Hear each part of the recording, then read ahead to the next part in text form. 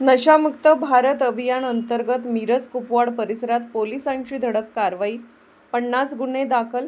माननीय भारत सरकार यांच्या नशामुक्त भारत अभियानाच्या पार्श्वभूमीवर तसेच सांगली जिल्ह्याचे पालकमंत्री चंद्रकांतदादा पाटील यांच्या सूचनेनुसार मिरज व कुपवाड परिसरातील वाढत्या नशेखोरीला आळा घालण्यासाठी पोलिसांनी विशेष मोहीम राबवली। या मोहिमेत अंधाऱ्या व निर्मनुष्य ठिकाणी दारू पिणारे, नशा करणारे तसेच अवैधरित्या जुगार खेळणाऱ्या इसमांविरोधात प्रभावी व सातत्यपूर्ण कारवाई करण्यात आली। पोलीस अधीक्षक संदीप घुगे, अपर पोलीस अधीक्षक कल्पना बारवकर तसेच मिरज विभागाचे उपविभागीय पोलीस अधिकारी प्रणिल गिल्डा यांनी संबंधित अधिकाऱ्यांना विशेष सूचना देऊन संयुक्त पथक स्थापन करण्याचे आदेश दिले होते। त्यानुसार मिरज विभागातील पोलीस अधिकारी व अंमलदार यांचे पथक तयार करून मोटरसायकल तसेच पायी गस्त घालण्याचे नियोजन करण्यात आले।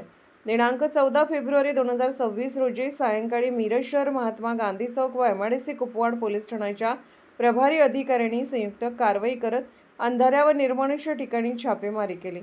या कारवाईत दारू पिणारे, दारू पिण्याच्या उद्देशाने थांबलेले, नशा करणारे तसेच जुगार खेळणाऱ्या इसमांविरुद्ध गुन्हे दाखल करण्यात आले।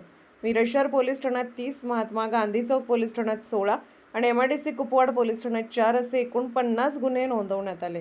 या धडक कारवाईमुळे परिसरातील अंधाऱ्या व निर्मनुष्य ठिकाणी सुरू असलेल्या गैरप्रकारांना मोठा आळा बसला असून भविष्यातही अशीच सातत्यपूर्ण कारवाई सुरू ठेवण्याचा इशारा पोलिसांनी दिला आहे। नागरिकांनीही संशयास्पद हालचालींची माहिती तात्काळ पोलिसांना देण्याचे आवाहन करण्यात आले आहे।